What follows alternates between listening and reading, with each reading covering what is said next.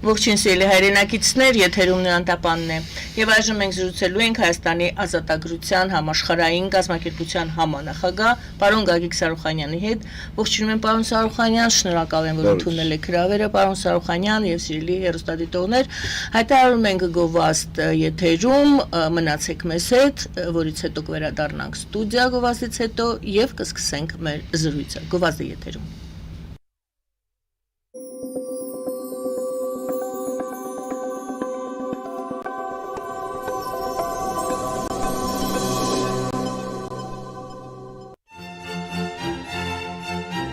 Եթե տեսողության հետ լուրջ խնդիրներ ունեք, դիմեցեք դոկտոր Թավանցիին, Փասադինա քաղաքում։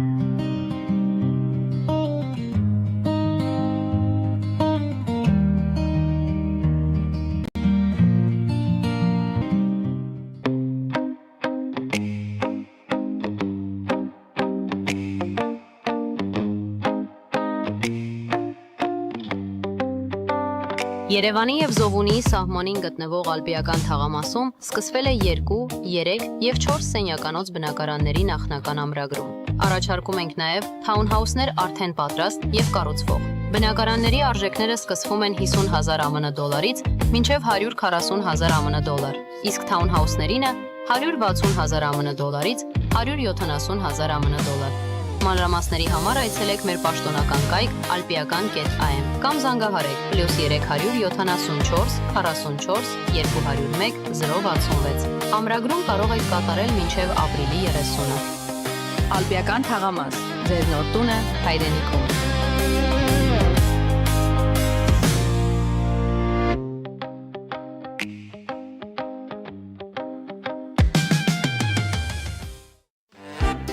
Ձեր երեխաների ուրախ, անհոգ և գրագետ մանկությունը վստահեք Սիմբա արքա մանկական զարգացման կենտրոնին։ Հասցե Մաշտոցի 5Կ, հեռախոսահամարներ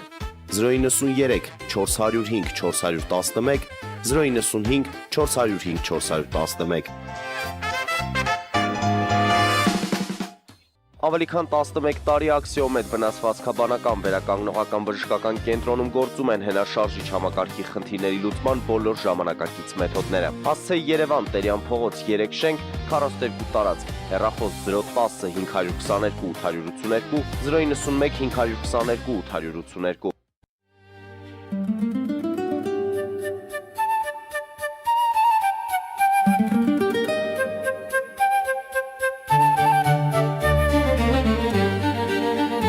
Նոյան Տապան տպարան, Նոյան Տապան հրատարակչություն, շարվածքից մինչև տպագրում, զանգահարեք, գրեք, այցելեք, միասին պատրաստենք ձեր գիրքը, ամսագիրը կամ թերթը, որտեղ նշվելու է, տպագրված է,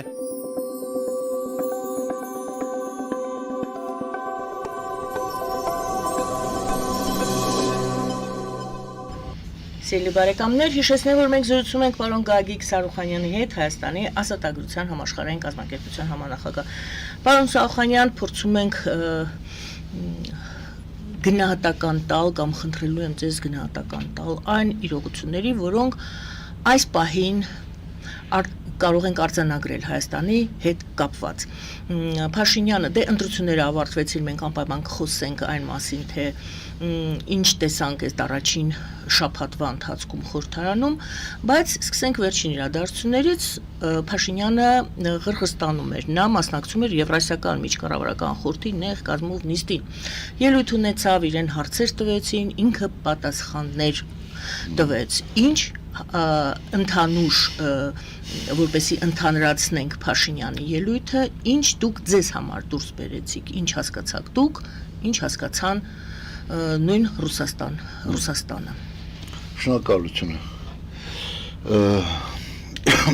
Շնորհակալություն հրավերի համար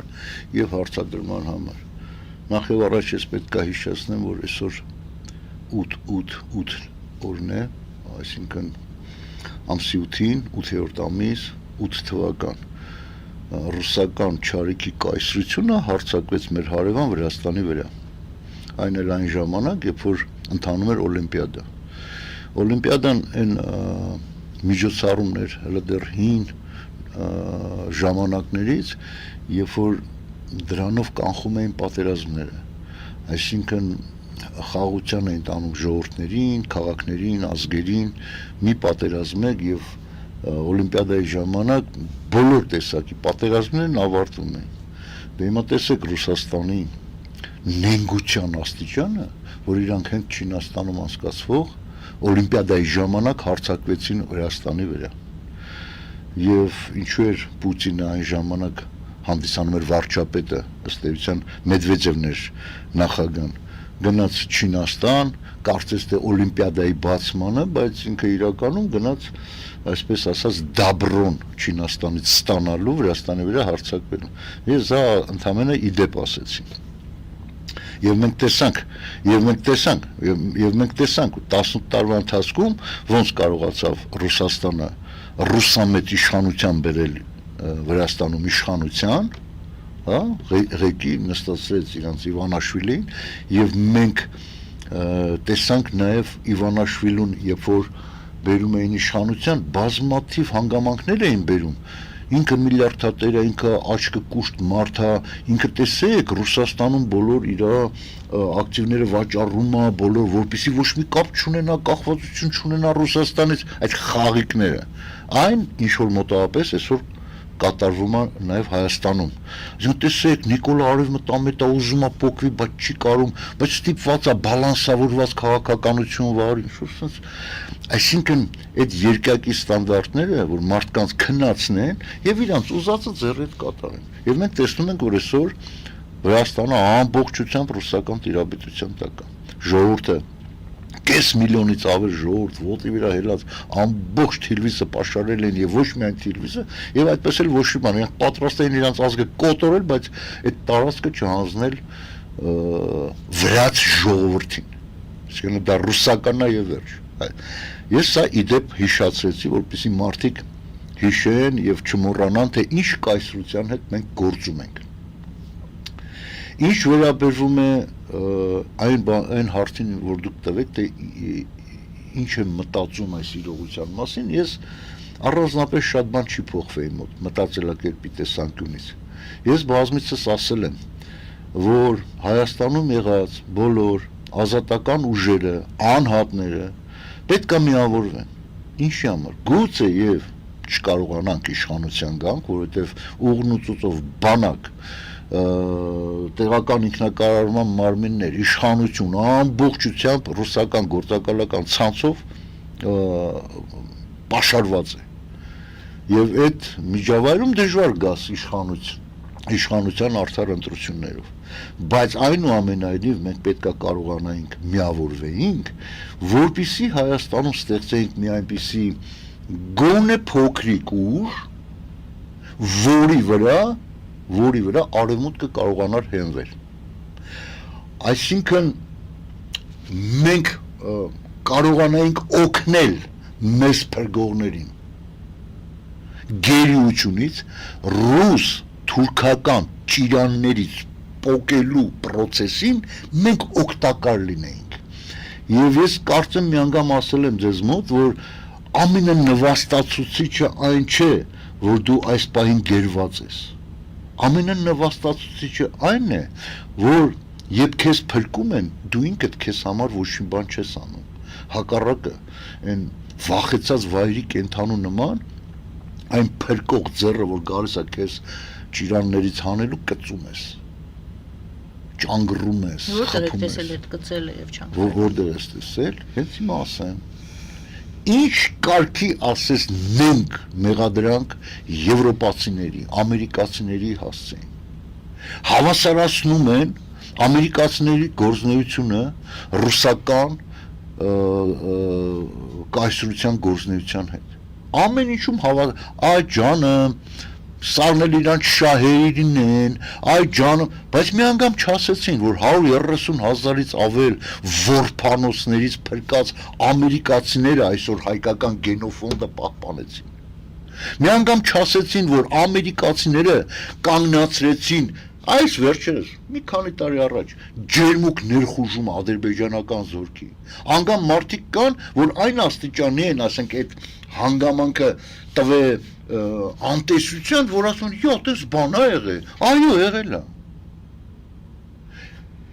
մի անգամ չեն ասում այդ, ասենց ասենք, այսօր կոշիկները փոխած եւ Ռուսաստանի դեմ արտահայտվողները մի անգամ չասեցին, որ երկու անգամ ամերիկացի կայնացրեցին Թուրքիայի ներխուժումը Հայաստան 92 եւ 94 թվական։ Ձեր շատ սիրելի ու թանկարժեք իմ կողմից էլ հարգված նախկին KGB-ի Դավիթ Հարությունյանը ինքը պարզ եթերով ասել է դրա մասին, որ Թուրքիան պատրաստ էր Հայաստան մտնել եւ կայնացրել է իրանց Ամերիկան, որ Թուրքիան Ամերիկայի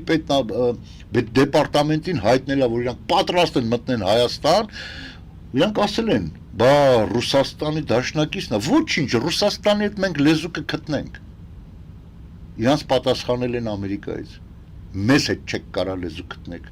դադարեցեք եւ հանկարծ նման կայլ չանեք, այսինքն երկու անգամ ու եթե թուրքական, ասենք, տանկային դիվիզիաները մտնեին Հայաստան, այս ծերից կմտնեին, այն ծերից դուրս կգային եւ հետ գնալու ճանապարհն էլ մի հատ դաբավկա կանեին ու կվերջացնեին Հայաստանը եւ վերջ։ Այսինքն դրա մասին այսպես կոչված ուշքի եկած արտնացածները չգիտեն թե չեն հիշում, որ այսօր մոդայի կադար է Ռուսաստանին քարկոծել, այն Յարայի վրա ինչ-որ դեղապետ դնել, դրեք, ասեք, որ Ռուսաստան, բայց ռեալ քայլ չեն անում, ոչ ոք ռեալ քայլեր չեն անում։ Ինչով եք դա բացատրում, Ինչով են դրանով բացատրում։ Մենք ամբիցիաների մասին էինք խոսում, թե ուրեմն ավելի խորքային կամ դրանք կարճատես, ինչ-որ չեն տենում, տվյալ վարկյանին համացանցում Ինչ-որ նյութեր հավաքողներ են եւ իրանց գեղեցիկ պաֆոսով ներկայացնողներ են, կամ են էլ ավելի վատ ռուսական գործակալներ են, որոնց թույլ տված է այդ չափով Ռուսաստանին հայոյել, բայց ռեալ քայլ անողներին էլ մեկուսացնել։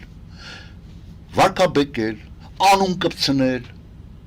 օրինակ իմ եւ ձեր կողմից ճանաչված եւ շատ հարգված մի անձնավորություն Ես վերջերս ինձ հայտարարեց իմ երեսին ասեց, որ դուք զրպարտի չեք։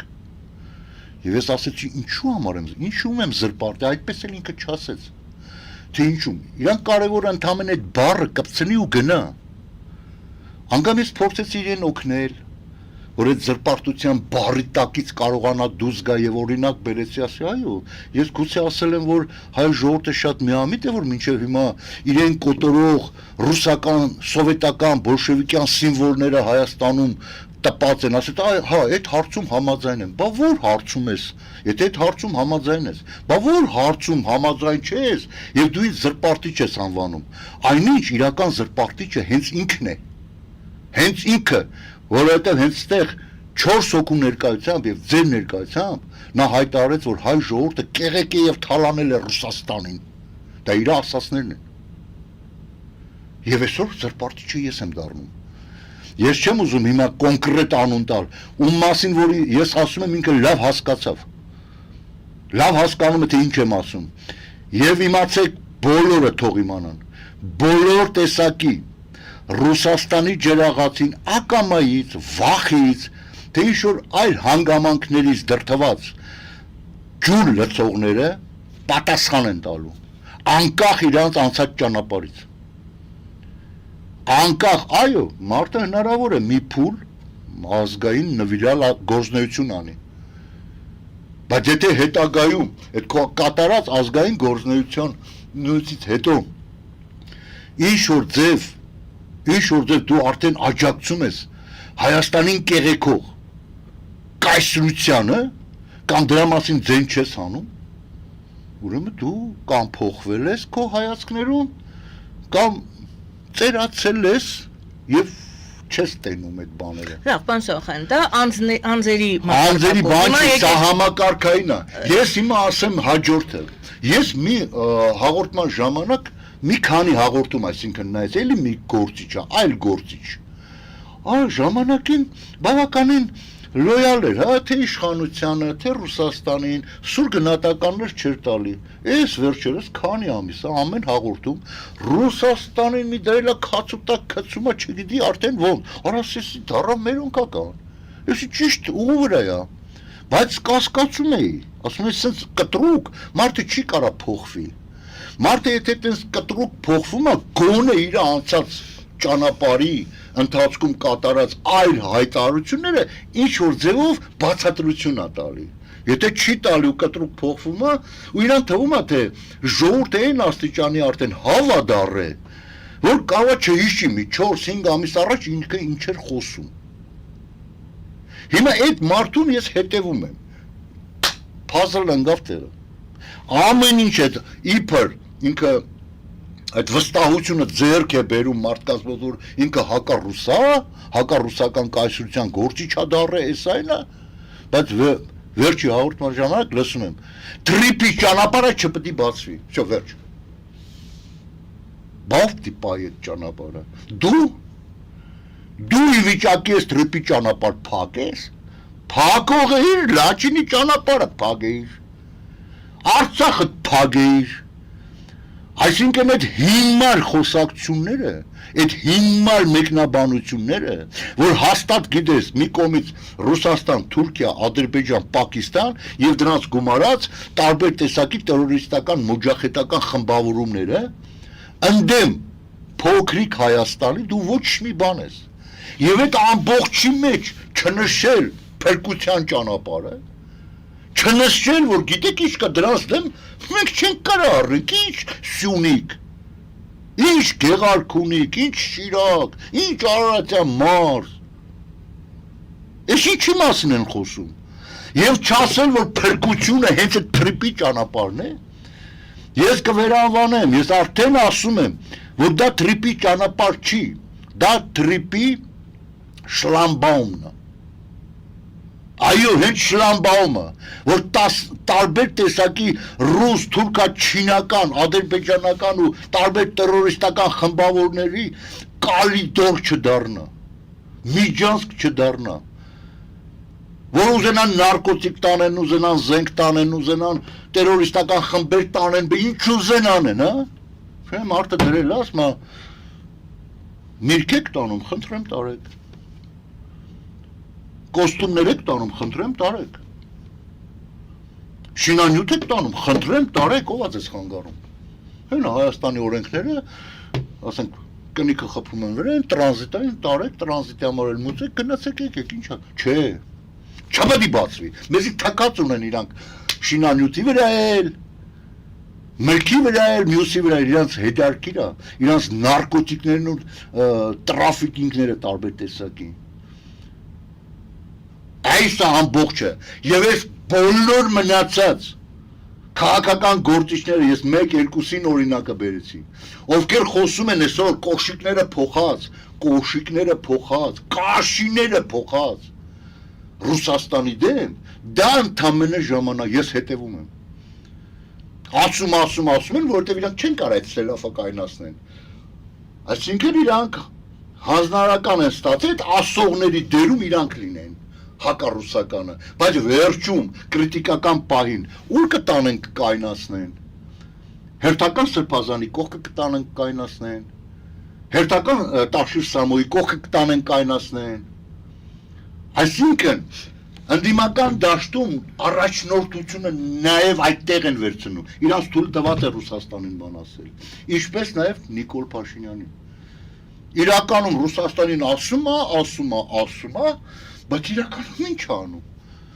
Ղազախստանում ինչ ասեց, այդտեղա քեզ ով է թույլ տվել, քեզ ով է թույլ տվել Հայաստանի բյուջեից ավելի շատ գումար տաս ինչ-որ մի կազմակերպությանը, որը ըստ պայմանագրի պետք է մեզ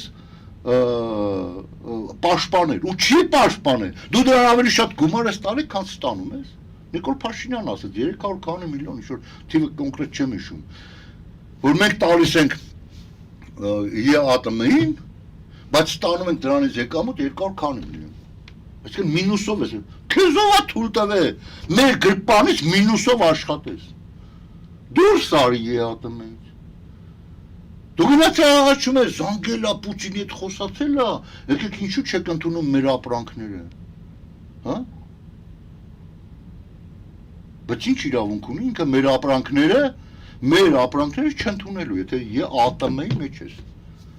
դու փաստացի այդ կազմակերպության մեջ ես, ամեն ինչ անում է, ամեն ինչ ինքը անգամ չի հանդգնում, ասի, արա դուք ինչ գործ ունեք вообще տրիպի հետ։ Ամեն ինչ անում է, որ Չինաստանը, Ռուսաստանը մասնակից առան տրիպի մեջ մաս կազմեն։ Ո՞վ եք դուք։ Ինչով է անում։ Հա? Ձեն չանելով։ Ձեն չանելով, այսինքն Ձեն չանելով։ Ես ես ասեմ, Օրմուսի նեղուցը ինչքան որ ասենք նշանակություն ունի կոնկրետ այդ տարածաշրջանի, հա, Բախրեյն, Քուվեյթ, Իրան, հա, Սաուդյան Արաբիա, ինչ որ այդ մաս մի խումբ պետությունների հետ եւ բավականին մոտ 25-ից 30% ազդեցություն ունի աշխարհի նավթի շարժի վրա այդ Օրմուզին, ասեմ ձեզ, որ տրիպի ճանապարհը դրանից էլ ավելի մեծ նշանակություն ունեցող կետ է աշխարհում։ Բայց դուք տրիպի նշանակության մասին եք խոսում, հիմա հետ գանք, դուք ասեցիք Ռուսաստանի մասնակցությունը տրիպին Փաշինյանը չի կանխում, չգիտեմ, ինչպես ձևակերպեցիք։ Այդ թեման մի քիչ Ռուսաստանը մի քանի անգամ իմ հարցն էր այնուամենայնիվ պատրաստ է լինել տրիպի ճանապարհի մաս կազմող կազմակերպություններից, որ մտնի տեղ։ Հայաստանյան կողմը ոչ մի կերպ չի արձագանքել դրան, դա նշանակում է լրակյաց համաձայնություն։ Որովհետև ինքը չի ասել, լսի, երբ որ ես հարվածները ուտում էի նաև քո կողմից, նաև Թուրքիայի ու Ադրբեջանի կողմից, 9-1-1-ի ժամանակ, այսինքն նոյեմբերի 9-ին, երբ որ կանչեցիք Մոսկվա, չհասկացա թե ինչ եք ստորագրել տալի, են էլ առանձին, Ալիևին առանձին, Իրան առանձին։ Այդ 9-րդ կետը դու ես մտցրել այդտեղ։ Ինչի համար որպես ինչ, հետո հայ ժողովրդին հանգստացնում էին, ասում են ժողովուրդ մի վախեցեք, դրանից վատ բան չկա, դա թուրքական կողմը չի օգտվելու, ՖՍԲ-ն է հսկելու, արխային եղեք, հենց ՖՍԲ-ի հսկած Արցախը տեսանք ինչ եղավ։ Այսինքն, երբ որ այսօր ռևերսով արդեն միջազգային իրավունքի ներքո արդեն ինքը հայտ է ներկայացնում Ռուսաստանը, որը դե մասնակիցը դառնա, Նիկոլը вообще ձեն չի անում, գիտեք ինչ կա, դուք ձեր երգը երգել եք։ ԵԱՏՄ-ում ենք, հա, ենթարկում ենք, որ ասենք բալանսավորված քաղաքականություն ես անում, ասենք, լավ, ընդունենք, չնայած ես համոզված եմ, որ դա բալանսի բան չի, դա մգոնել են մի բանի համար, որ իր անգործությունը, մեր թշնամի ռուս-թուրքական ճիրանի այդ դեմ իր անգործությունը արդարացնի, որ բալանս է անում։ Միտքը շարունակեք, եթե բալանսավորված է քաղաքականությունը, ապա դե հիմա տեսեք, այդ բալանսավորված քաղաքականությունը իրականում անքողարկումն է, որ ինքը գործում է ռուսական շահերից դրդված։ Եվ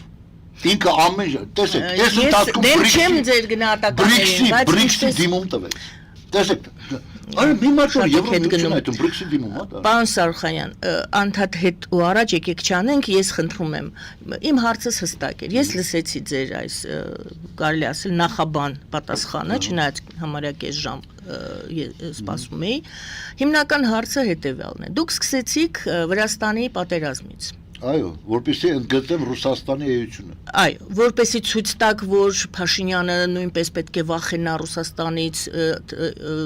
թե չէ կգա Սաակաշվիլու վիճակին։ Առաջինը ինչու հիշեցիք այս կոնտեքստում, որտեղ իմ հարցը սպառզ էր։ Ինչ մենք տեսանք Қырғызստանում։ Ինչպես իրեն դրսևորեց Փաշինյանը։ Ինչ պատասխաններ տվեց Փաշինյանը եւ այդ պատասխաններից մենք ինչ եզրակացրեցինք։ Դիմացինը ինչ հասկացավ։ Փաշինյանը իրեն հանդես բերեց որպես Ռուսաստանի հուսալի գործակալ դաշնակից, որը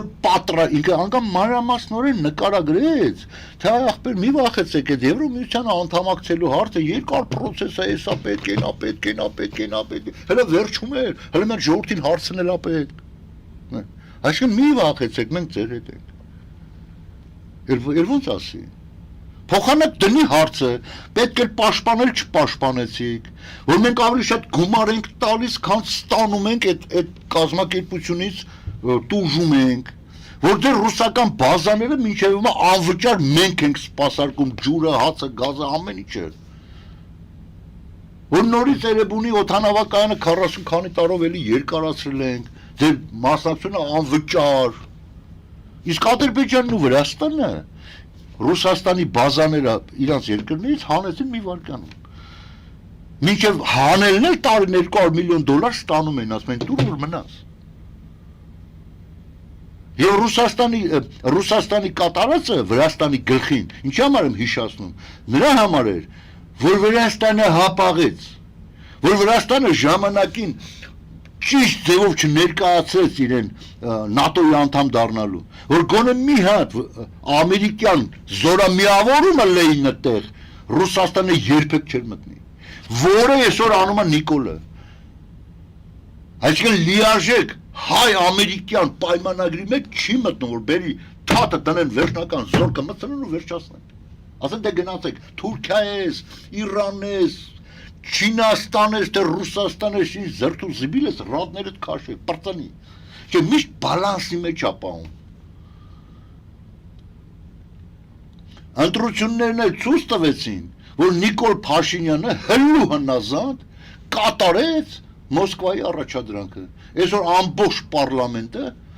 ռուսամետ, ռուսաստրուկներով է լցված։ Թե իրար հետ ինչ են վիճում, ես չեմ հասկանում։ Ինչ են վիճում։ Լենին Աթաթյուրք գծած սահմանը իրանք ընդունում են երկու կողմներ։ Արցախի մասին մի հատ խոսք չկա, ընդունում են։ Մի հատ շնորհակալություն թե այս կողմից թե այն կողմից չհնչեց կոնգրեսին, որ շնորհակալություն, որ Արցախի ժողովրդի մասին որոշում եք ընդունել։ Որ իրանք իրավունք ունեն երաշխավորված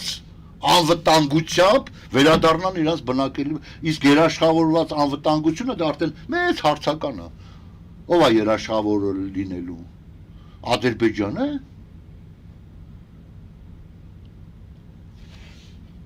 Այսինքն նորից եթե հետ գանք ձեր պատասխանի տրամաբանությանը, եթե դուք պարզապես չհիշեցիք այդ օրը 8/8/28, ապա դուք ուզում եք զուգահեռ անցկացնել կամ որպեսի մեզ լսողների մոտ այդ տպավորությունը ստեղծվի, որ կամ Փաշինյանը դառնում է Իվանիշվիլի կամ դարձել է կամ Իվանիշվիլի ինքը Փաշինյանն է կամ եթե նա լիներ Սաակաշվիլի, նա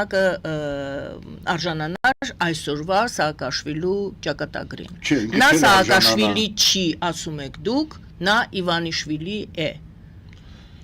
Նա Փաշինյանն է, յուրաքանչյուր երկրում իր սցենարն է։ Նորից կներեք։ Յուրաքանչյուր երկրում ռուսահպատակ երկրներում իր սցենարն է գնում, միանշանակ բաներ չկա։ Իր սցենարն է։ Այնտեղ յուրահատուկ Իվանաշվիլի աստ է, Փաշինյանը յուրահատուկ ինքը իր պրոցեսներով ընթացող։ Հիմա երբ որ ասենք պահը եկավ եւ վրացական իշխանությունը պարզապես ցույց տվեցին իրենց ռուսամետ դեմքը, շո դա պարզ էր։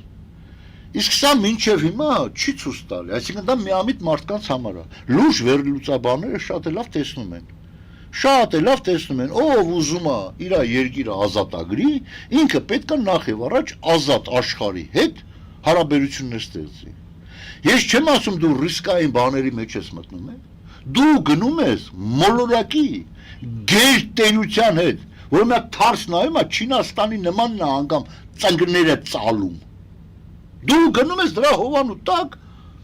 զոնտիկի տակ ես գնում։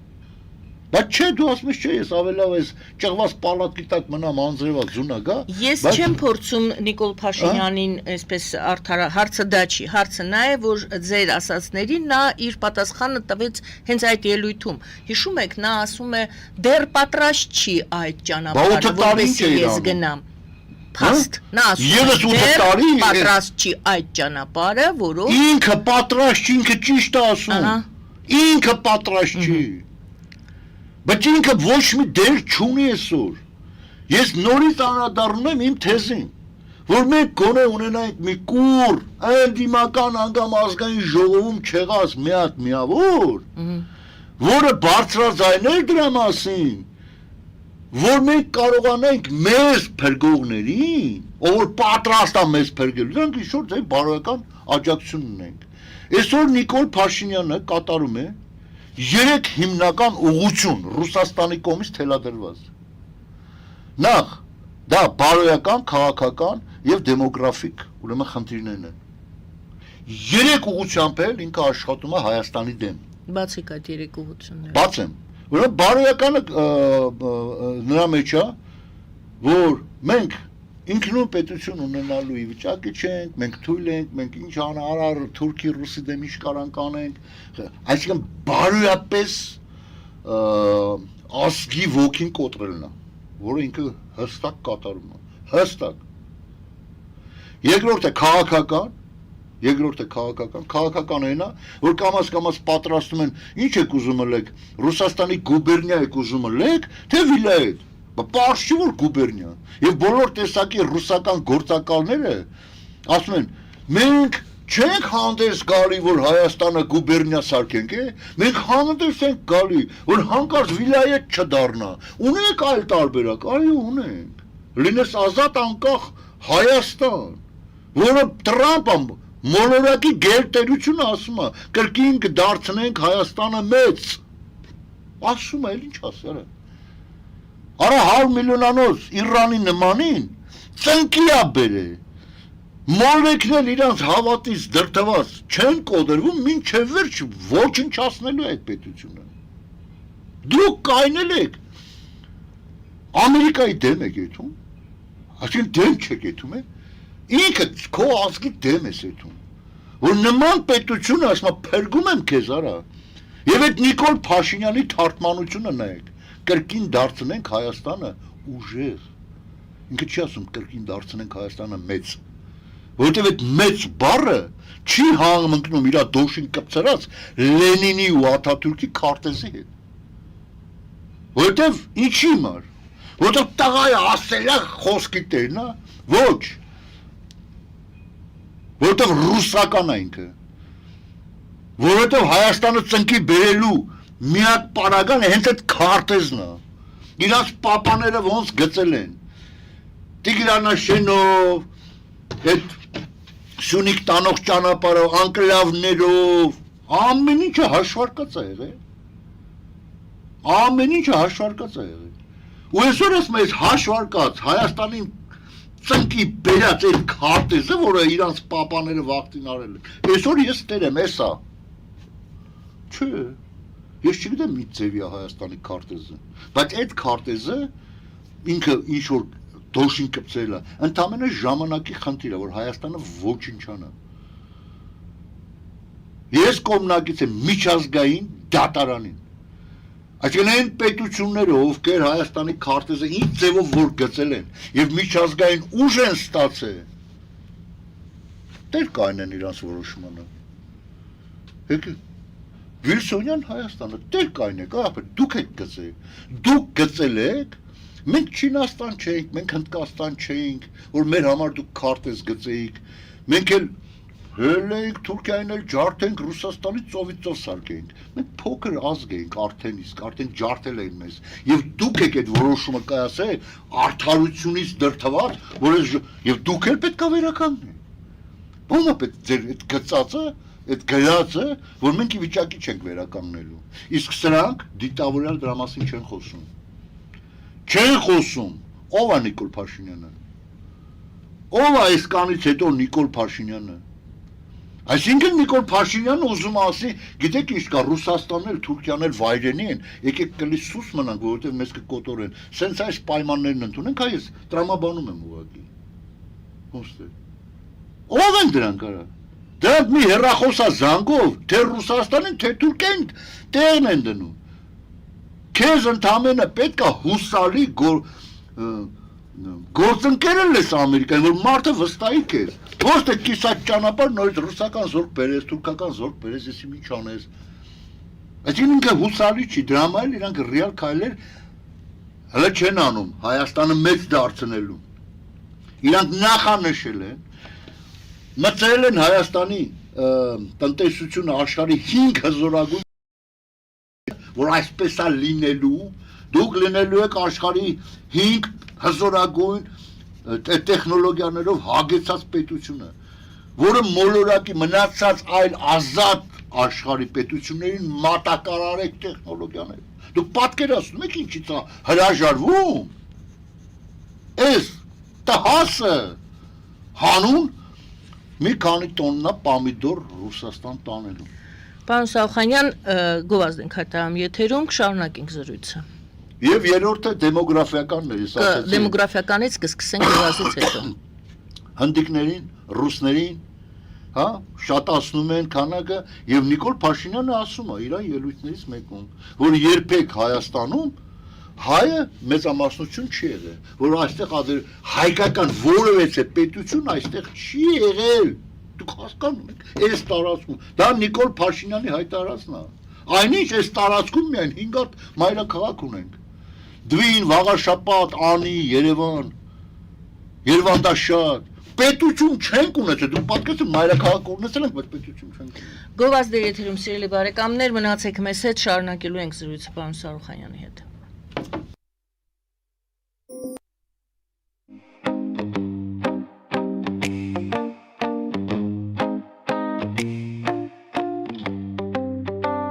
Երևանի եւ Զովունի սահմանին գտնվող ալպիական թաղամասում սկսվել է 2, 3 եւ 4 սենյականոց բնակարանների նախնական ամրագրում։ Առաջարկում ենք նաեւ թաունհաուսներ արդեն պատրաստ եւ կառուցվող։ Բնակարանների արժեքները սկսվում են 50,000 ԱՄՆ դոլարից մինչև 140,000 ԱՄՆ դոլար, իսկ թաունհաուսներինը 160,000 ԱՄՆ դոլարից 170,000 ԱՄՆ դոլար։ Մանրամասների համար այցելեք մեր պաշտոնական կայք alpiakan.am կամ զանգահարեք +374 44 201 066։ Ամրագրում կարող եք կատարել մինչև ապրիլի 30-ը։ Ալպիական թաղամաս, ձեր նոր տունը հայրենիքում։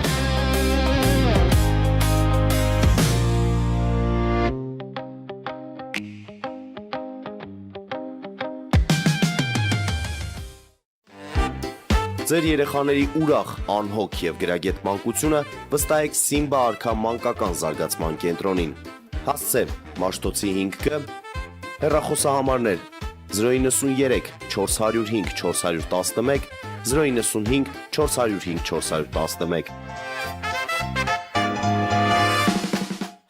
Ավելի քան 11 տարի Աքսիոմետ վնասվածքաբանական վերականգնողական բժշկական կենտրոնում գործում են հենաշարժիչ համակարգի խնդիրների լուծման բոլոր ժամանակակից մեթոդները։ Հասցե Երևան Տերյան փողոց 3 շենք 42 տարածք, հեռախոս 010 522 882 091 522 882։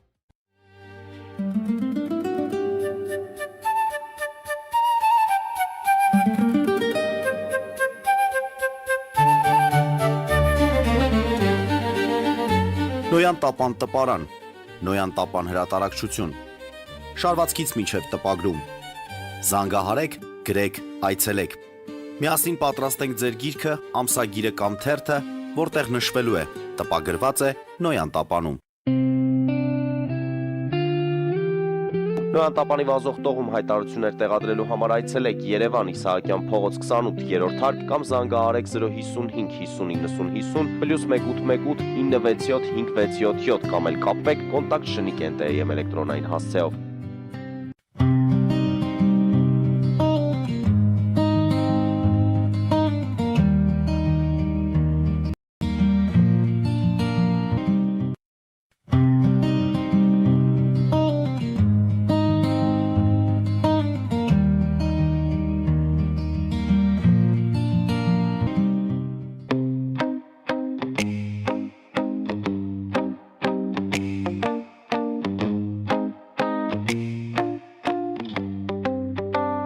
Երևանի եւ Զովունի սահմանին գտնվող ալպիական թաղամասում սկսվել է 2, 3 եւ 4 սենյականոց բնակարանների նախնական ամրագրում։ Առաջարկում ենք նաեւ թաունհաուսներ արդեն պատրաստ եւ կառուցվող։ Բնակարանների արժեքները սկսվում են 50,000 ԱՄՆ դոլարից մինչև 140,000 ԱՄՆ դոլար, իսկ թաունհաուսներինը 160,000 ԱՄՆ դոլարից 170,000 ԱՄՆ դոլար։ Մանրամասների համար այցելեք մեր պաշտոնական կայք alpiakan.am կամ զանգահարեք +374 44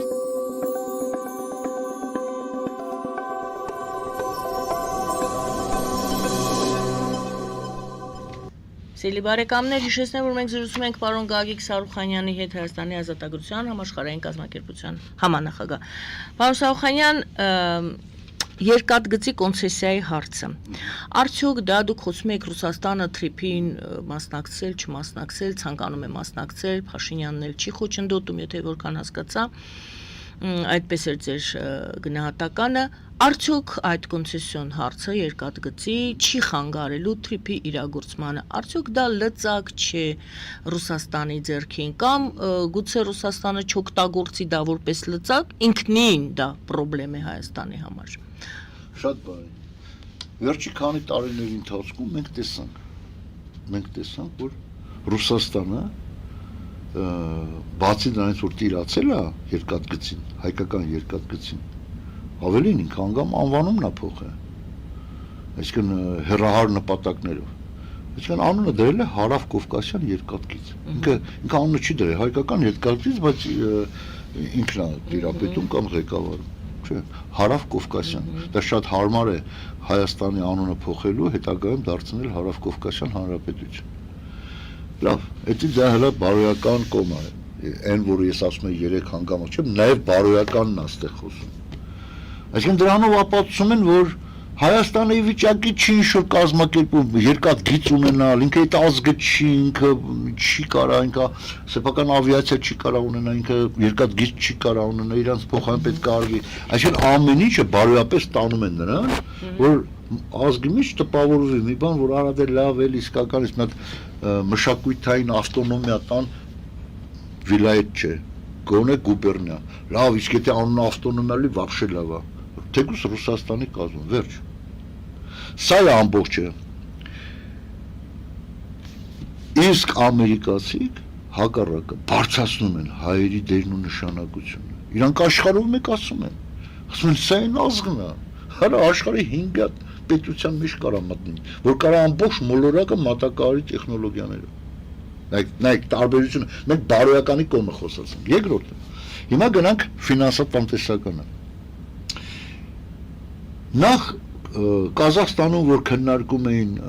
երկաթգծի հարցը, տրիմպի հարցը, իրանք ով են, որ вообще այդ հարցի հետ առնչություն ունեն։ Իրանք ոչ մի առնչություն չեն կարող ունենալ, որովհետև տրիպը ստեղծել է, ասենք ասենք, խլել է, անունը չդնենք ստեղծել, խլել է ռուսների կոնկրետ ԵԱՏՄ-ի ձեռքից չի խլել, կոնկրետ Ռուսաստանի։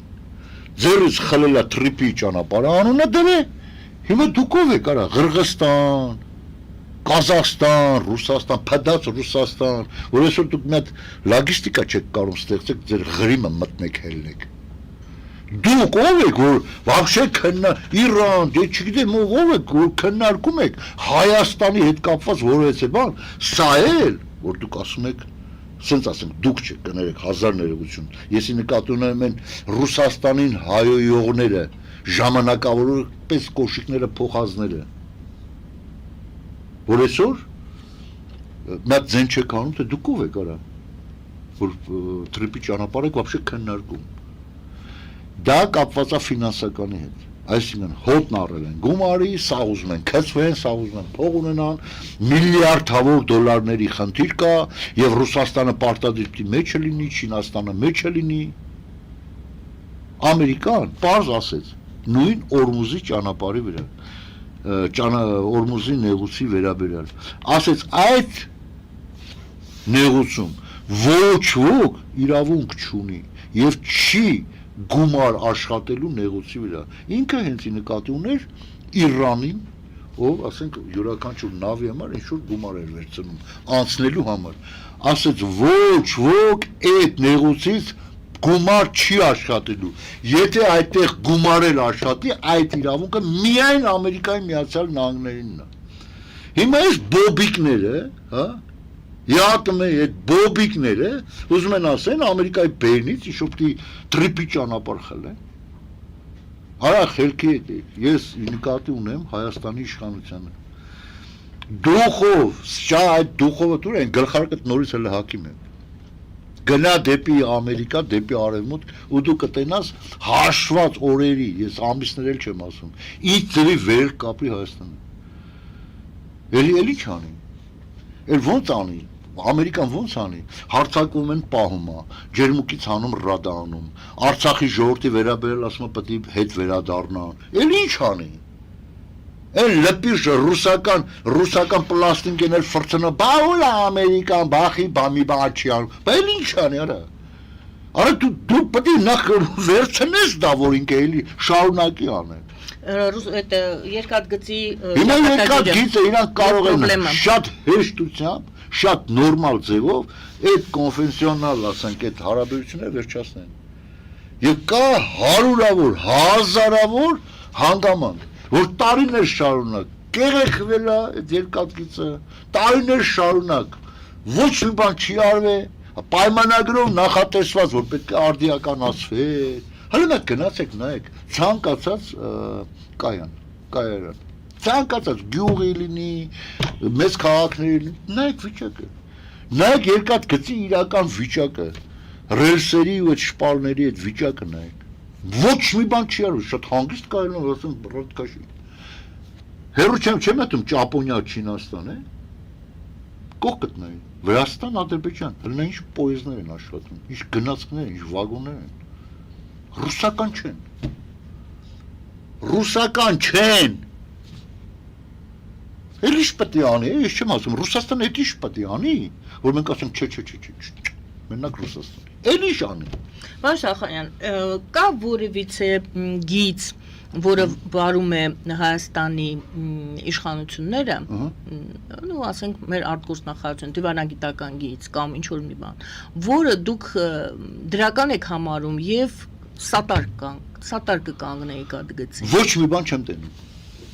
որովհետև այդ ամբողջ փիլիսոփայությունը կառուցված է մի բանի վրա, հակահայկական, պրոռուսական։ Անգամ եթե ինչ-որ կարծես թե, այ օրինակ ես վերջերս խոսում են իրանց ջատագովները, իշխանության, որ այո, Ռուսաստանից պետք է խլել ես, ես պատկերացեք այն աստիճանի եմ հիասթափված վարած քաղաքականությունից, Հայաստանի իշխանությունների, որ ասում չէ, սրատակը մի բան կա, մինչև վերջ համբեր ենք։ Ոնց կարելի է ասենք ինչ-որ մի մարդու, եթե քո անվտանգությունն է, խոսում են թոշակից, խոսում են երկաթգծի, չէ, բայց քո անվտանգությունն է զերո ուշադրություն, մեռա ասելով, որ եկեք ստեղծենք քաղաքապաշտպանության համակարգ, սա լուրջ բան է, զերո ուշադրություն, չունեք այդ մասնագետները, կանչեք, ինձ կանչեք, ասա, արա շատ ես խոսում, հələ ինչ պետք է արվի, դնեմ, թակ բացատրեմ։ Մի խոսքով ասում եք ոչ։ Հեռախոսազանգ ընդունենք ձեր թույլտվությամբ։ Այո, բարև ձեզ, լսում ենք ձեզ։ Ալո։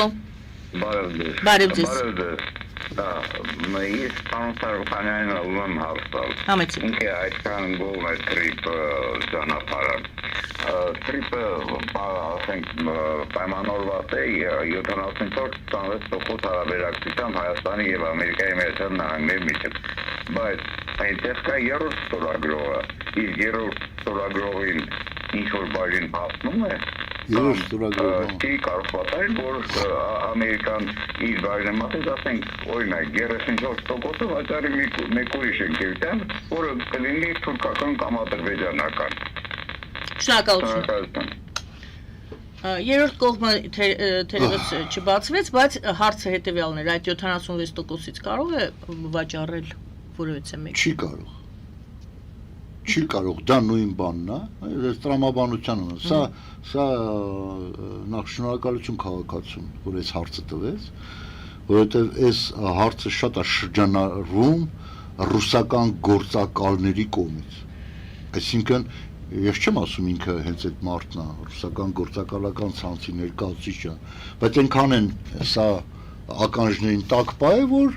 քաղաքացին ուղղակի սա կրկնում է։ Ուրեմն նման բան չի կարող լինի, դա նույն բանն է, ոնց որ Ամերիկայի Միացյալ Նահանգները Օրմուզի Միջանսկի համար պատերազմ տա, բանանի վերջում էլ ասի, դե լավ, արի ոչ ինձ, ոչ էլ քեզ, այս Օրմուզի նեղուցը հանձնում ենք Պակիստանին։ Տրամաբանություն կա։ Այսինքն ասում եք ոչ հնարավոր։ Այսինքն Օրմուզի այդ նեղուցը աշխատելու համար առանց տրիպի ճանապարհի նա իջիկը զերո է դառնում։ Զերո, այսինքն սա Օրմուզը եւ այս Միջանսկը, այսինքն եթե Օրմուզի նեղուցը այսօր աշխատում է մի խումբ այդ տարածաշրջանի պետությունների համար, ընդամենը այդ Պարսից ծոցից դուրս գալու եւ ներս մտնելու պարագայում, ապա դան գումարած նաեւ Տրիպի ճանապարհը Օրմուզի նեղոս եւ տրիպի ճանապարհ գումարած դա մի հատ հզորագույն մի հոս կա լինել հզորագույն միլիարդներ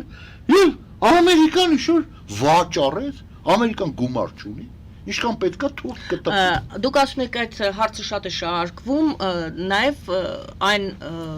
հարցի վրա են ուշադրություն դարձնում, որ Թրամփը վերջին շրջանում մեծ նշանակություն է տալիս Թուրքիայի հետ հարաբերություններին։ Դա շատ լավ է։ Ահա, ինչով է դա լավ։ Գիտենք, որ Էրդողանին է գովում, Թուրքիային է գովում։ Ամերիկայի Միացյալ Նահանգները նախ այդ հավանությունը չեն տալի Թուրքիայի հետ ել ավելի սերտ ասնելու, այլ կոնկրետ Թրամփի բառերն են։ Եվ ես մի բան գիտեմ, երբ որ ինքը ասում է Վլադիմիր Վլադիմիրիչ Պուտինը այսպես տղա է, վերջում գլխին Մոսկվան Այսինքն պետք չէ ուղիղ հասկանալ։ Այո, միանշանակ պետք չի ուղիղ հասկանալ։ Երբեք, իմացեք, երբեք Ամերիկայի Միացյալ Նահանգները Իսրայելին չեն նվաստացնի Թուրքիայի դեմ։ Եվ Թուրքիային գովաբանումը դա նշանակում է հաջորդ թիրախը Թուրքիան է։ Ուրեմն եթե ժամանակին ստեղծվել է հունա, իսրայելա, կիպրոսական դաշինքը, ում դեմ է ստեղծվել, կարող եք ասել, Եգիպտոսի, Հունգարիայի, Ռուսաստանի, թե Իրանի, իհարկե Թուրքիայի, եւ դրան կամաց արդեն միացնում են քրդական միավորումները, 3-4 երկրում եղած արդեն քրդերի հետ բանակցությունները հստակ չնայած ժամանակին անցկացել են ընդամենը վերջին փուլում պետքա հանկարծ չկոտորեն այդ ազգին պահի տակ այսինքն ֆորս մաժորներ չառաջանա քրդերը վերջի պահին այդ միանալու են իսկ մենք ինչ ենք անում բալանսավորված քաղաքականություն ենք վարում Եվ Նեթանյահուին ասում են պետք չի, եթե ձեր շահերի մարեք ընդունում հայոց ցեղասպանությունը, գնացեք ինչ ուզում եք արեք, մենակ զենք չդարձնեք մեր ցեղասպանությունը, բա ցեղասպանությունը քո միակ զենքն է այդ տղա։ Դու չունես ոչ F-35, ոչ B-2, դու չունես հրթիռներ, դու ոչ մի բան չունես, դու տարածք չունես։ Արա քո միակ զենքը ցեղասպանության ճանաչումն է։ Եվ մյուս հզոր երկրներին դաշնակից սարքելն է։ Ես ինչ էր խոսում։ Սա պատահական անձնավորություն է հայ իրականության, այսինքն այդ կան պատահական չի, պլանավորված, շատ գեղեցիկ ձևով իշխանության բերված անձ է, որը ամբողջությամբ ուղնուցուցավ ռուսական նարատիվներն է անցկացնում Հայաստանում։ Պարոն Սաղախանյան, ես ուզում եմ այստեղ կանգ առնել, սիրելի բարեկամներ, ABC TV-ի շատ սիրելի ունկնդիրներ։ Մեր եթերաժամը ավարտվեց ABC TV-ում, բայց զրույցը պարոն Սարուխանյանի հետ դեռ շարունակելու ենք, քանի որ դեռ անգամ հեռախոսազանգեր ունենք։ Ես ձեզ հորդորում եմ դիտել հաղորդման շարունակությունը մեր մյուս հարթակներում, ուղիղ հեռարձակվում է այսօրվա մեր հարցազրույցը, իսկ ձեզ հրաժեշտ եմ տալիս ամենայն բարիք։ Պարոն Սարուխանյան, ունենք հեռախոսազանգ, ընդունենք այն։ Այո, բարև ձեզ, լսում ենք ձեզ։ Ալո։ Այո, բարև ձեզ Տիկին Արաքելյան, ինչքան հասկանում եմ մենք եթերում ենք, բայց YouTube-յան ոլորտում, այո։ Դեռ YouTube-յան, այո, դեռ կարող եք, այսինքն ցանկացած ձևով էլ եթերում ենք մենք, լսում ենք ձեզ։ Okay, շատ լավ, բարև ձեզ պարոն Սարուխանյան, ողջունում ձեզ հեռավոր գրենդելից, ձեր մեծամասամբ ձեր ասացների համաձայն եմ, ցավոք Հայաստանը հիմա այնքան է ողողված ռուսական նարատիվներով, որ ձեր ասացները հավանաբար տեղ չեն հասնում։ Մինչև իմ հիմնական հարցին հասնելը ես նախորդ հարցի կապված ասեմ, եթե դուք միգուցե կարող եք անդրադառնալ, որ հենց TRIP-ի պայմանագրում կա կետ, որով TRIP-ի այդ կառավարող մարմինը այնտեղ համատեղ որոշման պետք է որոշվի, թե որևէ երրորդ կողմի տրվում է, թե չէ։ Եթե դուք գիտեք, դա կարող եք արձագանքել, այսինքն առանց Հայաստանի համաձայնության կամ առանց Ամերիկայի համաձայնության հնարավոր չէ որևէ երրորդ կողմի որևէ մասնաբաժին տալ։ Սա մեր հայրենակիցները պետք է իմանան։ Բայց իմ հիմնական հարցը երկու հարց։ Մեկը Եվրոմիության եւ մյուսը Ռուսաստանի հետ առևտրի, քանի որ խոսվեց Փաշինյանի այդ ճարի մասին, կուզենայի իմանալ, հիմա շատ է խոսում, որ Հայաստանը պատրաստ չէ, Փաշինյանն էլ ասաց, Եվրոմիությանը միանալու, կուզենայի իմանալ, դուք տեղյակ եք DCFTA այդ պայմանագրի մասին, դա նույնն է, ինչ ասոցիացիան պայմանագիրը, որը 13 թվականին Սերժը կարող է ստորագրել, դա նույնն է, ինչ մաքսային գոտին կամ ընդհանուր ազատ առևտրի գոտին։ Եթե դա հիմա Հայաստանը ստորագրի, Հայաստանը արագացված կարողանա ստանդարտները բարձրացնել, որտեղ Եվրոմիությունը, եթե ասեմ ինչ որքանով ես գիտեմ, եւ ձեր արձագանքը, եւ Եվրոմիությունը կուղարկի մասնագետներ, որպեսզի Հայաստանը կարողանա իր ստանդարտները բարձրացնել։ Եվ իդեպ եւ Վրաստանը եւ Թուրքիան եւ Ուկրաինան դրա անդամն են, դրա համար հիմա Վրաստանում շատ ավելի լավ վիճակում է, քան Հայաստանը։ Եվ իդեպ եթե դա արվի, ոչ Վրաստանը, ոչ Թուրքիան չեն կարող արգելել Հայաստանին ապրանք տեղափոխել Եվրոմիություն, որտեղ մտին են նույն բանում։ Կուզենայի մնալ դուք տեղյակ դրա մասին եւ արդյոք համաձայն եք իմ ասածների հետ։ Եվ երկրորդը կարճ ձևավորել երկրորդ իմ հարցը հիմնական վախը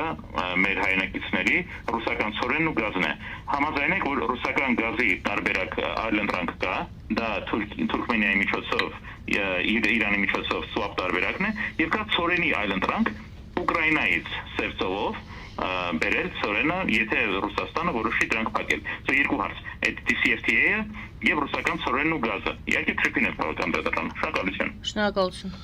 Շատ շնորհակալություն, ես ակտիվ են քաղաքացին, որ մշտապես միշտ ու կարծես թե մեր հայացքները շատ համընկնում են։ Դուք ձեր հարցադրման մեջ հարգելի քաղաքացի տվեցիք նաև պատասխանը։ Այսինքն վերահաստատեցիք այն ամենը, ինչի մասին ես խոսում էի, որ ամերիկացիները երբեք չեն տալու որևէ պայմանագիր չեն կնքելու երրորդ կողմի հետ, որ Թրիփի դա եւս մեկ անգամ ինչ լավ է, որ դուք հաստատեցիք, որ պայմանագրի մեջ այդպես է գրած։ Այսինքն Նիկոլ Փաշինյանի ճիգերը, որ ԵԱՏՄ-ին դարձնել մասնիկ, հա, Թրիփի ճանապարհին Չինաստանին կամ Ռուսաստանին բացառվում է, որովհետեւ եթե այդ պայմանագրի մեջ կա այդ կետը, Ամերիկան ընդամենը ուրեմն համաձայն չի լինի։ Իսկ եթե Ամերիկան ուզենա տեսականորեն, չնայած չի ուզենա, դա բացառվում է, տեսականորեն թուրքական որևէ մի ընկերությանը երրորդ մաս սարքել, այդ դեպքում Հայաստանը համաձայն չի լինի։ Այսինքն սա բացառվում է, ես ասել էի ու բացի պայմանագրի մեջ նշած այդ կետից, որի համար շնորհակալություն քաղաքացուն, որ հիշացեց, որ այդ կետը գոյություն ունի։ Նաև տրամաբանական չի Ամերիկայի, ասենք որևէ երրորդ կողմի մասնակից սարքել է։ Ինչի համար սարքի։ Ինձ բացա, ես ուզում եմ հասկանամ, էլի, ասենք օրենքը թույլ է տալի, պայմանագիրը թույլ է տալի։ Որի՞նչ։ Ինչի համար ասենք Կազախստանը կամ լավ Իրանը դառնա մաս, Նկատի ունեն Թուրքիան, իրականում ոչ Ղազախստանին ակնարկում, որի՞նչ, ինչի համար, ասենք ինչ վտանգ, այսինքն Թուրքիան այնքան կա, որ Թրիփի ճանապարհ պետք է ռմբակոց։ Դե մենք դրա մասին խոսեցինք։ Ասենք առաջ, DCFTA-ի մասին է խոսում։ Ասում եմ մեկ մաքսային գոտում եթե հայտնվենք, ինչով է դա վատ։ Դա շատ լավ է։ Դա շատ լավ է։ Բացում է բոլոր ճանապարհները։ 140 միլիոնանոց Ռուսաստանը, որը ես հիմա կասկածում եմ, մոտ 20 միլիոն Ռուսաստանի քաղաքացի լքել են պետությունը, լավ ընդունենք 115-ից 120 միլիոն Ռուսաստանի բնակչությունը, ենել մեծամասնությունը 80%-ը, ասենք են շեմից ներքև են, աղքատության բանի մեջ են, եւ պատկերացրեք, ասենք գնոն ու ունակ քաղաքացիներ Ռուսաստան 30-40 միլիոն է, այնքան կարևոր են Հայաստանի տնտեսության համար, ծաղիկ ու լոլիկ արտահանելու, հա, կամ միրգ, որ ամեն ինչ անում են, որ Ռուսաստանի շուկան չկորցնի, ջանդ է, հայկական ծիրան չեն ուտելու։ Դա վայելելու են եվրոպական երկրներ։ Չէ, փորձը ցույց տվեց, որ ուտելու են, բայց այլ ճանապարհներով Ռուսաստանը։ Դե դա արդեն ուրիշ հարց է, դա Ռուսաստանի փդացության աստիճանն է ասում։ Դա փդացության աստիճանն է։ Ինքը հրամանատվել, բայց այդ այսինքն փդած երկիր է։ Մենք խոսում ենք հստակ մարդիկ, հələ տեսեք դուք հələ Եվրոմիության անդամ չեք, բայց 40-ից թե 50 միլիոն եվրո եվրոպացիները Հայաստանին տվեցին, որ ասին էսի, որ տուժել եք այդ Ռուսաստանը դրել է, իրա ԵԱՏՄ-ի անդամ երկրին բլոկադա է անում, ես բան տեսել եք, բայց թշնամի տականք եվրոպացիները $50 միլիոն տվեցին։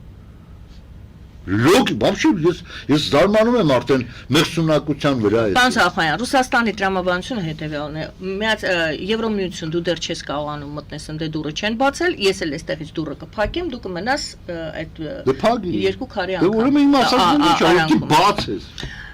Որպեսզի ամեն ինչ անես, որ դուրը բացվի Եվրոպայի։ Այսինքն նա բացել ասում, դու քայլ արա պրոստը։ Դա չի անում։ Նա ոչ կարա ծնգաչոք կա։ Երկրորդ հարցը մեր հեռուստադիտողի Ռուսաստանի գազին փոխարինում, Ռուսաստանի ցորենին փոխարինում տարբերակներ դուք տեսնում եք։ Ուրեմն տարիներ շարունակ Իրանը, անկախ էս վերջի պատերազմից, Իրանը-ամերիկյան, Իրանը էմբարգոների տակ էր, սահմանափակումների տակ էր, բայց այնուամենայնիվ Հայաստան նա տեղափոխում էր ամեն ինչ։ Գազ, գազամուղ թողեցին սարքել, նավթամթերք, ինչ ասես,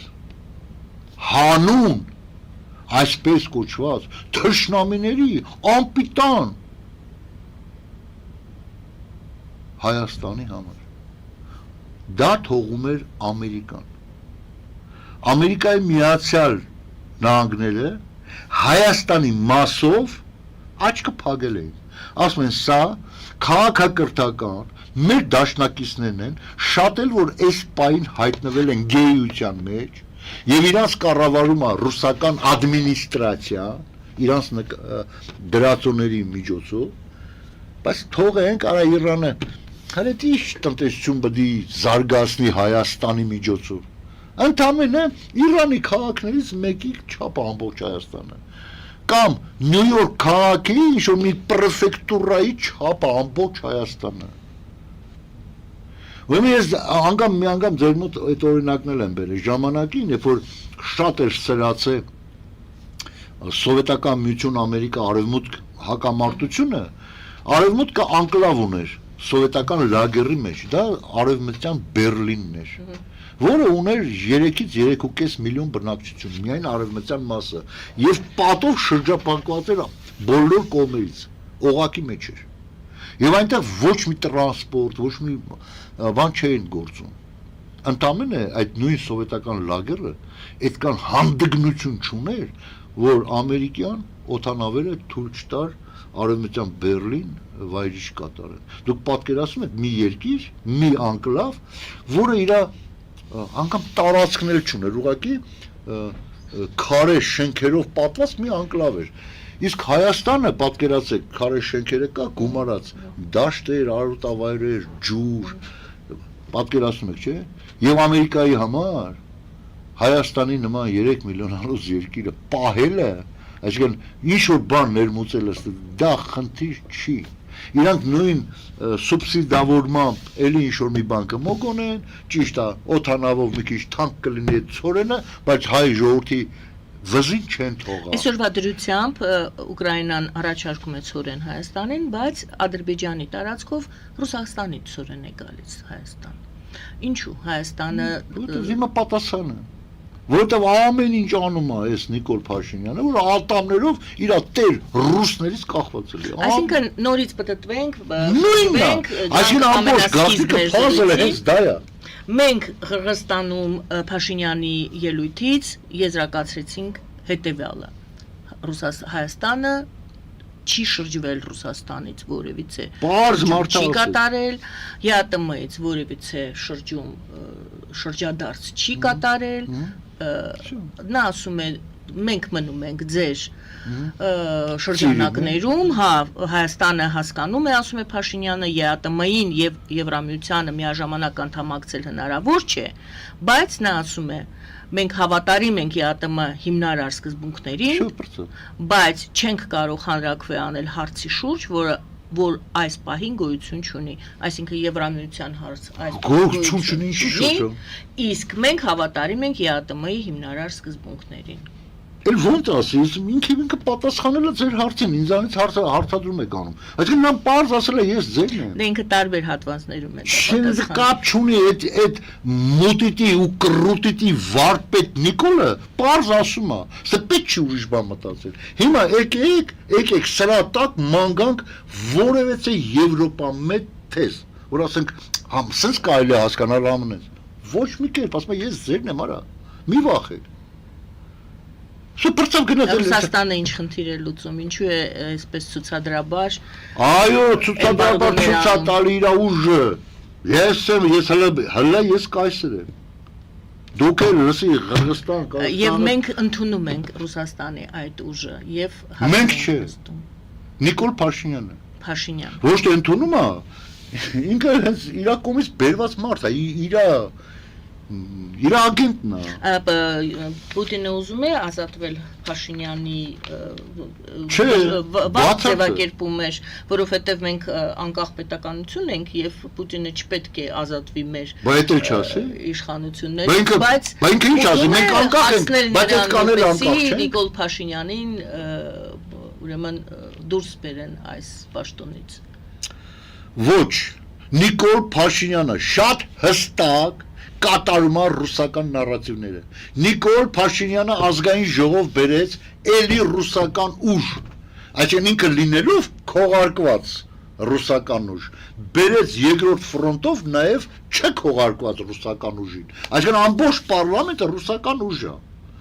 Ամբողջ պարլամենտը հիմնարար հարցերի շուրջ նույնատիպ են մտածում։ Արցախի հարց գոյություն չունի, ձեներդ կտրեք, որ գերիներին Բաքվից չպետք է բերեն։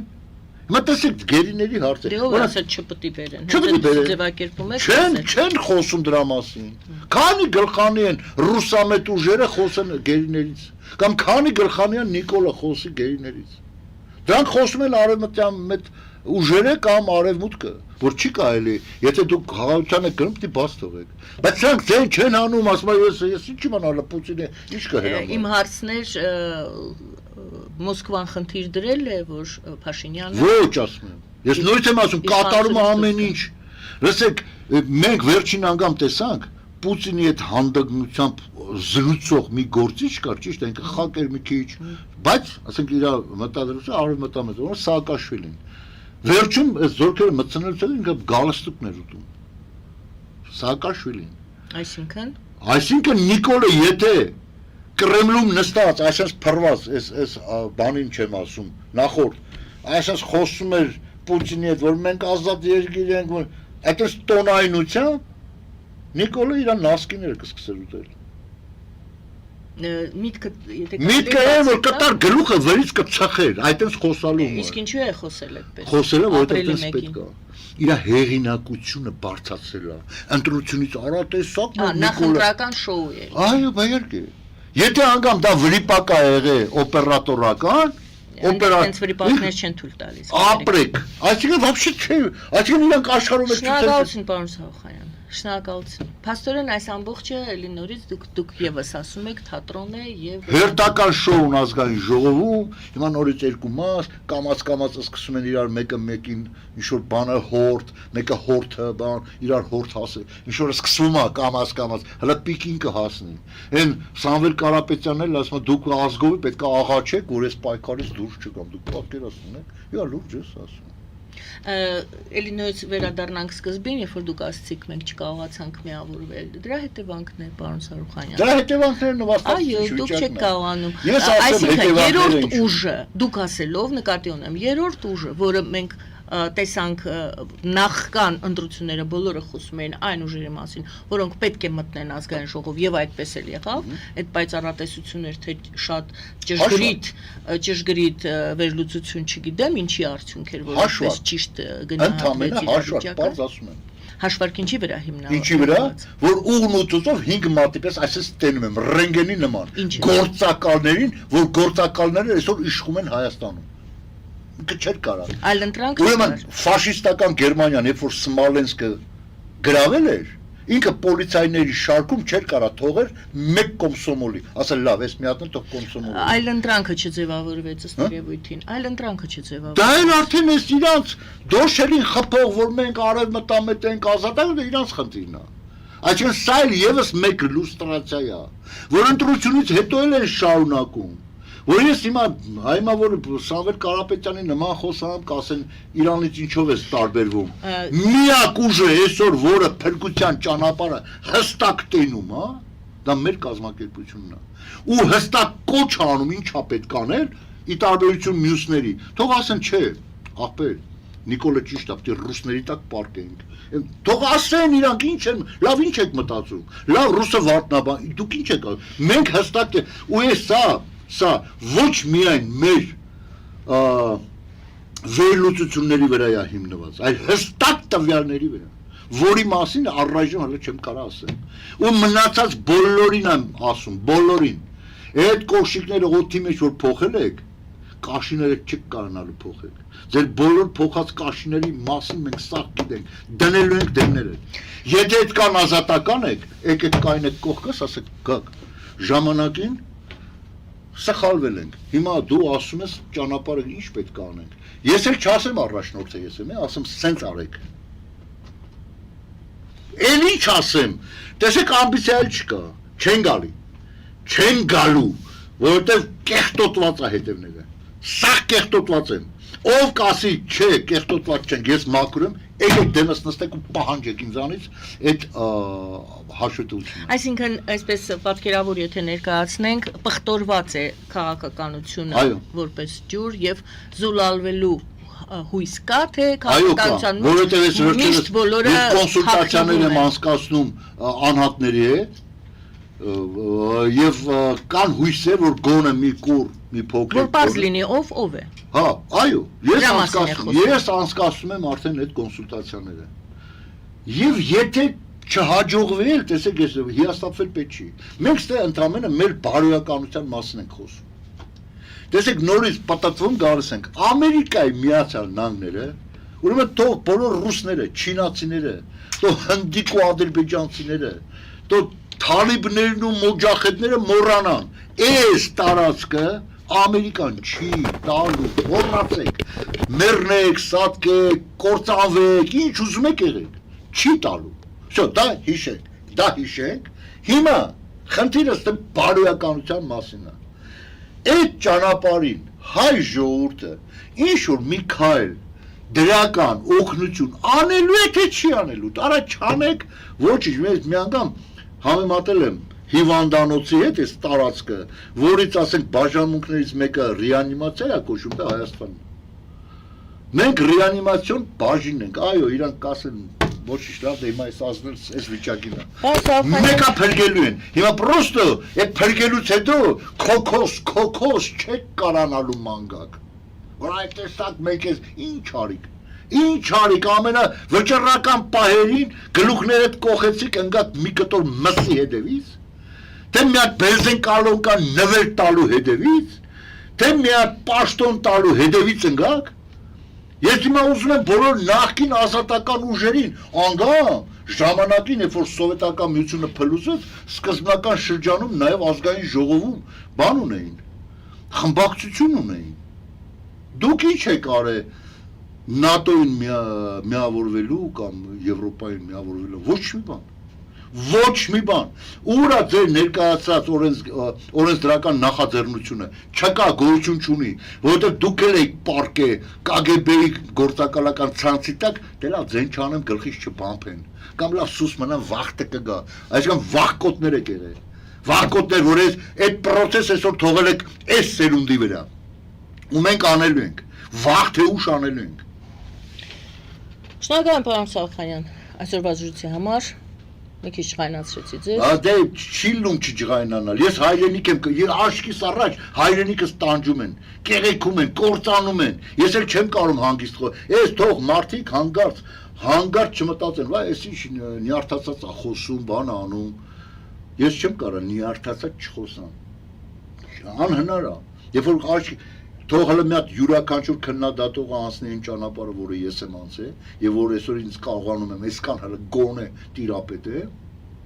որովհետեւ այս բոլորը ինձ համար արդեն թշնամիներ են։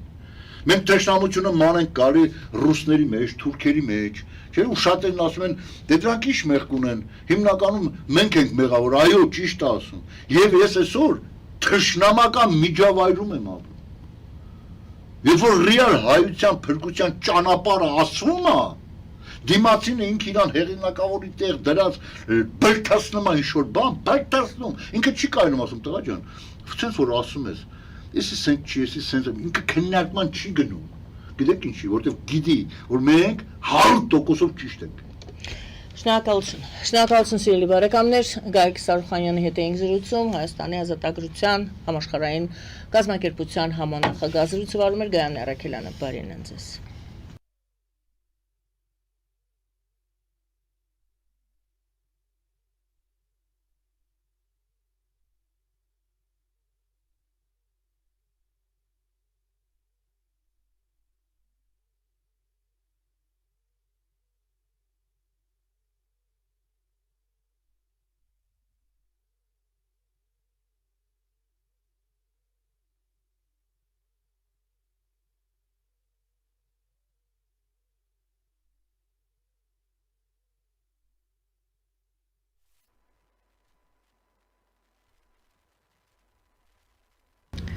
Բարև ձեզ հարգելի հայրենակիցներ, ուղիղ եթերում Նոյան Տապանն է, տաղավարին հյուրընկալել եմ իրավապաշտպան Այսեր Իսայանին։ Նոյան Տապանի հետևորդներին հիշեցնեմ, որ ուղիղ եթերները կարող եք հետևել Նոյան Տապանի Patreon-ում, Facebook-յան եւ YouTube-յան էջերում։ Բարև ձեզ, պարոն Իսայան, շնորհակալ եմ, որ մեր տաղավարում եք։ Շնորհակալություն։ Պարոն Իսայան, ուզում եմ այս վերջի մի քանի օրերի ընթացքում տեղի ունեցած իրադարձությունների մասին խոսել, բայց այդ իրադարձությունների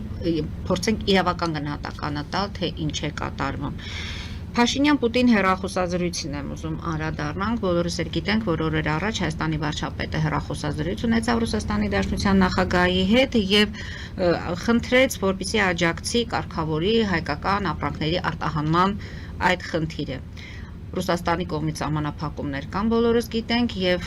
կարծիք կար, որ այդ հեռախոսազրույցից հետո որոշակի ձևով սա այլ տեղից կշարժվի։ Նախ ուզում եմ հասկանալ եւ դուք էլ ձեր կարծիք ասեք, արդյոք իրոք տեղաշարժ եղավ այդ հեռախոսազրույցից հետո, հատկապես որ Ռուսաստանի Դաշնության նախագահը կարծես թե իր պայմանն էլ թելադրեց Նիկոլ Փաշինյանին եւ պետք է հանրաքվե անցկացնել, որպեսզի հասկանանք գնում ենք ԵՄ, թե մնում ենք ԵԱՏՄ-ի մեջ։ Հիմա հեռախոսազրույցից հետո կա տեղաշարժ թե ոչ եւ այստեղ խոսքը միայն քաղաքական հայտարարությունների մասին է, թե սա ճնշման մեխանիզմ է եւ արդյոք օտարերկրյա պետության ղեկավարը իրավունք ունի միջամտելու մեր այս ներքին գործընթացներին եւ այդ պայմանները մեզ թելադրելու։ Նախ շնորհակալություն հարցի համար, Արգել Տիկին Պետրոսյան, հարցը բավականին հետաքրքիր է եւ մեր հենց այս գործող ժամանակաշրջանի, ժամանակահատվածի նախընտրական եւ հետընտրական այս փուլերի հետ կապված ասել, թե ինչ որ մեկը Նիկոլ Փաշինյանի վրա ճնշում գործադրել առավել եւս Ռուսաստանի նախագահի մասն է խոսքը, չեմ կարծում, որովհետեւ եթե մենք վերլուծում ենք ուղղակի հեռախոսազրույցը, դա ընդհանրապես եղել է առաջարկ, որը Նիկոլ Փաշինյանի կողմից կամ կարող է ընդունվել, որովհետև քաղաքական ամենամեծ թիմը այս պահին ազգային ժողովում նա է, օրենսդրական նախաձեռնության նա պետք է հանդես գա, ինձ թվում է ժողովուրդը ինքը կորոշի, բայց Նիկոլ Փաշինյանի վրա ճնշում գործադրել ինձ թվում է իր պահվածքի, իր վարքագծի